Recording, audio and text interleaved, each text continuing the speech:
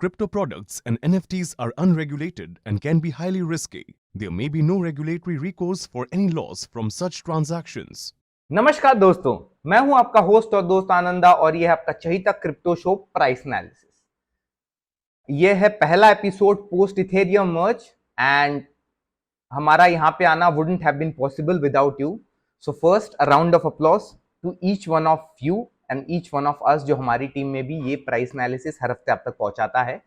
और हाँ, अगर अभी तक आप लोगों ने सब्सक्राइब नहीं किया है तो प्लीज सब्सक्राइब बटन को दबाइए और बेल आइकन को दबाइए, क्योंकि कोई भी वीडियो आप मिस नहीं करना चाहते। जैसे ही बेल दबा देंगे वैसे ही आपको नोटिफिकेशन मिल जाएगा, क्योंकि ट्रस्ट मी अगले कुछ हफ्तों में बहुत सारे सही price specific explainer specific videos आ रहे हैं।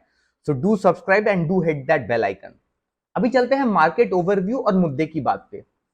आप लोगों ने सोचा होगा, बहुत लोगों का ये सवाल भी आया हमारे पास कि इथेरियम मर्ज तो काफी स्मूथली गया, पर उसके बाद प्राइसेस में इतनी गिरावट क्यों? वेल, पूरे मार्केट के प्राइसेस में और इथेरियम के प्राइसेस में गिरावट होने के कुछ स्पेसिफिक रीजंस हैं और तीन सबसे बड़े रीजंस हैं। सबसे पहली बात, जिस दिन मर्ज हो रहा था 15 सितंबर को, उस दिन एसईसी ने कहा कि वो प्रूफ ऑफ स्टेक वाले क्रिप्टो एसेट्स को सिक्योरिटीज का दर्जा मिल सकता है, जिससे थोड़ी एक्सचेंज लिस्टिंग इसमें इश्यूज हो सकते हैं यूनाइटेड स्टेट्स में, जो कि थोड़ा सा नेगेटिव सेंटिमेंट है जो मर्ज के साथ साथ चला। मर्ज के पहले अगर आप देखो तो अगर आप ये चेन एनालिसिस का डेटा देख रहे हो जो मेरे स्क्रीन पे विजिबल है, जो डेटा सेट यहाँ पे है उसमें पता चल रहा है कि 7 डिजिट्स में इथेरियम एक्सचेंजेस में पुश किए गए।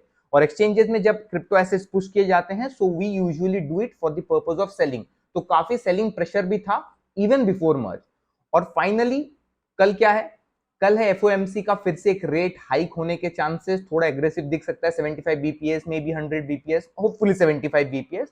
तो वो प्री हाइक जिटर्स भी थे मार्केट में, जिसकी वजह से लोग थोड़े से कॉशियस थे और सेलिंग प्रेशर बना रहा। तो तीन रीजंस थे। तो ये रही इथेरियम की बात। और इथेरियम के साथ साथ पूरी मार्केट में थोड़ी सी गिरावट दिखी। इथेरियम का मार्केट डोमिनेंस भी थोड़ा डाउन हुआ, पर उसमें घबराने की कोई बात नहीं, क्योंकि जो टोकन इश्यूएंस है, because Ethereum proof of stake में जाने के बाद उसके टोकन इश्यूएंस थोड़े से ड्रॉप कर जाएंगे। तो सर्कुलेटिंग सप्लाई को अगर आप मल्टीप्लाई करो तो प्राइस के साथ, तो डोमिनेंस तो आपको टोटल मार्केट कैप दिखता है, उस हिसाब से डोमिनेंस बनता है। पर हाँ, इसलिए डोमिनेंस थोड़ा सा इथेरियम का आपको कम दिख रहा होगा, बिटकॉइन का ज्यादा दिख रहा होगा, पर इसमें घबराने की कोई बात नहीं। Ethereum is still looking good long term. थोड़े से जिटर्स अभी शॉर्ट टर्म में हो सकते हैं, स्पेशली कल के बाद जब फेड हाइक्स हो, तो थोड़ा सा सावधान रहिए, थोड़ा सा सतर्क रहिए इस टाइम पे। तो ये था ओवरव्यू मार्केट का। बातें हैं प्राइस एनालिसिस पे। थोड़ा सा इथेरियम को हम लोगों ने इस हफ्ते ब्रेक दिया है, क्योंकि बहुत मेहनत कर ली इथेरियम ने। तो इस हफ्ते हम बात करेंगे बिटकॉइन की, शिबा इनू की और कार्डानो की, क्योंकि कार्डानो का एक बहुत बड़ा अपग्रेड आ रहा है। तो चलिए डायरेक्टली चलते हैं प्राइस एनालिसिस पे।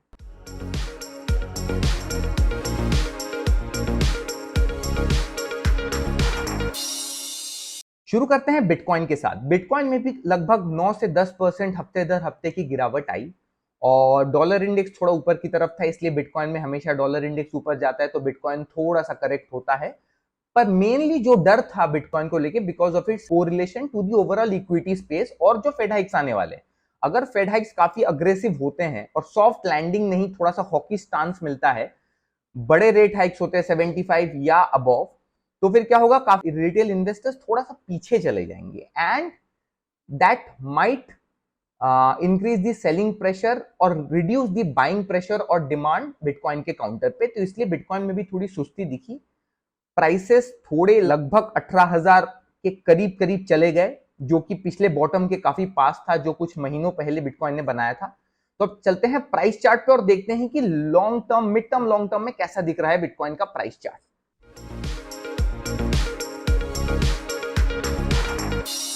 अगर आप बिटकॉइन का प्राइस चार्ट देखो तो देखो अभी भी ये असेंडिंग वेज पैटर्न में डील कर रहा है, जिससे नीचे एक ब्रेकआउट होने के चांसेस हैं।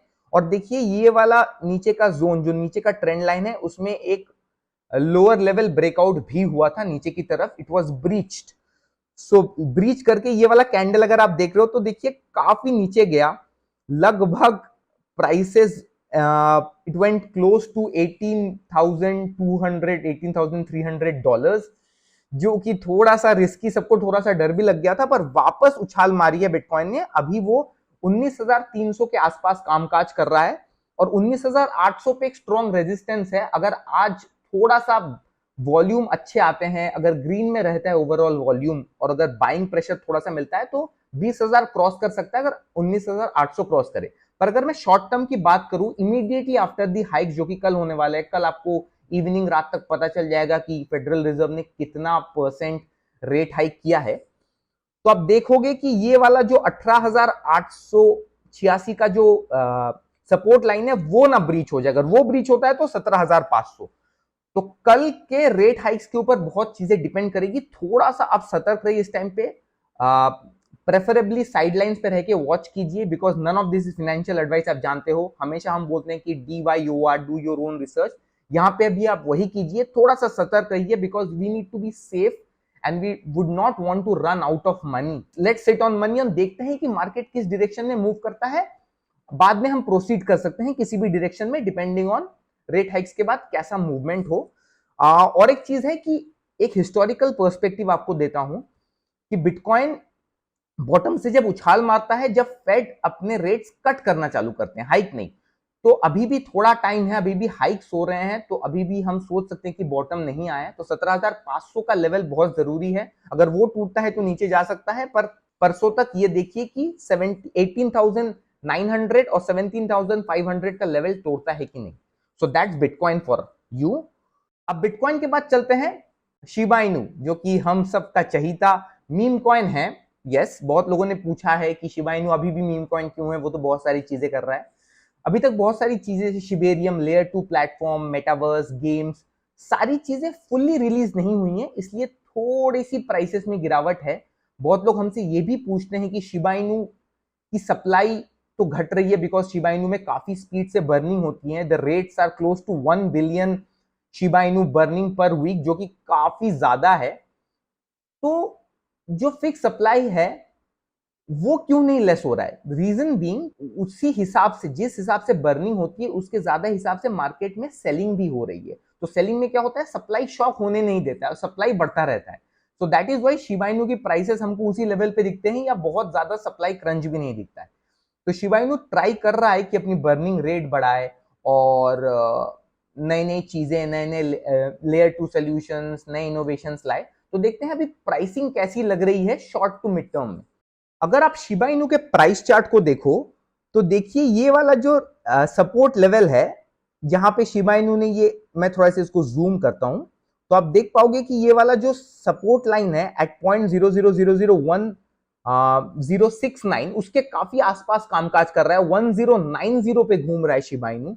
सो अगर वो सपोर्ट लाइन टूटता है तो नीचे जाने के चांसेस है, 978.000000978 तक भी जा सकता है। पर हाँ, ये जो सपोर्ट लेवल है, यहां से पिछली बार शिबा इनू ने कुछ हफ्ते पहले जुलाई में स्पेशली लगभग 80% की छलांग मारी थी। तो ये सपोर्ट लाइन बहुत जरूरी है। अगर ये सपोर्ट लाइन मेंटेन रहता है हाई वॉल्यूम्स के साथ, सपोर्ट लाइन से मतलब मेरा मतलब है 0.0001069 वाला सपोर्ट लाइन अगर मेंटेन रहता है, तो हम थोड़ी सी उछाल देख सकते हैं शिबा इनू में, प्रोवाइडेड हाई वॉल्यूम्स रहे और मार्केट सेंटिमेंट सही रहे। अगर मार्केट सेंटिमेंट्स बिटकॉइन या इथेरियम की वजह से लो रहते हैं तो हम शिबा इनू में भी करेक्शन एक्सपेक्ट कर सकते हैं, क्योंकि इनका मार्केट डोमिनेंस बहुत ज्यादा कम है। So that Shiba Inu for you. आप नजर रखते रहिए उस सपोर्ट लाइन पे, अगर ऊपर की तरफ जाता है तो 0.00012 का लेवल बहुत जरूरी है, उसके ऊपर जाने की जरूरत है for a higher move up. अब शिबा इनू के बाद चलते हैं हम आज के हीरो कार्डानो या फिर एडीए पे। कल वेसिल अपग्रेड फाइनलाइज हो सकता है कार्डानो मेन नेट में।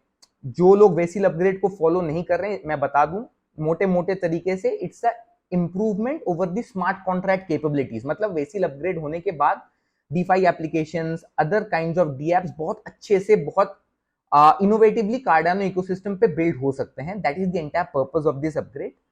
और ये रीजन है कि कार्डानो की बात हम कर रहे हैं। और कार्डानो की प्राइसिंग अगर हम बोले तो कार्डानो बहुत ज्यादा मूव नहीं कर रहा था, बिकॉज वेसिल अपग्रेड काफी डिले भी हुआ है। पर वेसिल अपग्रेड का अगर आप टाइमलाइन देखो कि वेसिल अपग्रेड एक्चुअली चालू हो चुका है, पर मेन नेट में रिफ्लेक्ट वो कल करेगा। टाइमिंग हम आपको बताते रहेंगे, we will keep telling you certain things कि कल अपग्रेड हो सकता है, और मोस्टली 22 तारीख को मेन नेट पे रिफ्लेक्ट कर जाएगा। 22 इज द डेट कि वेसिल अपग्रेड मेन नेट पे रिफ्लेक्ट करे। और ये खत्म, this is not the end of the road, क्योंकि 27 तारीख को फिर से आपको कार्डानो पे नजर रखनी है, क्योंकि प्लूटस अपग्रेड भी हो सकता है जिससे स्मार्ट कॉन्ट्रैक्ट फंक्शनैलिटी और ज्यादा स्ट्रांग हो जाएगी। तो ये डेवलपमेंट साइकिल आप देख सकते हो जो मेरे स्क्रीन पे है, 22 और 27 काफी इंपॉर्टेंट डेट्स होने वाले हैं कार्डानो के लिए। अब देखते हैं प्राइसिंग पे कैसा असर पड़ा है कार्डानो का। अगर कार्डानो की प्राइसिंग को देखें तो अगर मैं इसको थोड़ा सा कम जूम करूं तो देखिए अभी भी ब्रॉडर तरीके से ऊपर वाला ट्रेंड लाइन और नीचे वाला ब्लू ट्रेंड लाइन एक चैनल में अभी भी मूव कर रहा है कार्डानो। देखिए बीच के छोटे छोटे ट्रेंड लाइंस टूटे जरूर हैं, थोड़ा सा ब्रेकआउट भी आए हैं नीचे की तरफ, प्राइसेस थोड़े झुके भी हैं, पर ब्रॉडर सेंस में ये अभी भी चैनल में मूव कर रहा है, जो कि एक अच्छी खबर है कार्डानो यूजर्स के लिए कि बहुत बड़ा ब्रेकआउट नीचे की तरफ नहीं आया है। अभी ये मूव कर रहा है $0.44 या फिर 44 सेंट्स के आसपास, और 0.43 पे अच्छा खासा सपोर्ट है। अगर कल कोई बग दिखता है, 22 तारीख को कोई बग हमें नजर आए, 21 तारीख को कोई खबर आए, चार्ल्स हॉस्किंसन जो कि कार्डानो के हेड हैं उनसे खबर आए कि थोड़ी सी डिफिकल्टीज आ रही हैं, तो प्राइसेस आप देख सकते हो नीचे की तरफ जाए।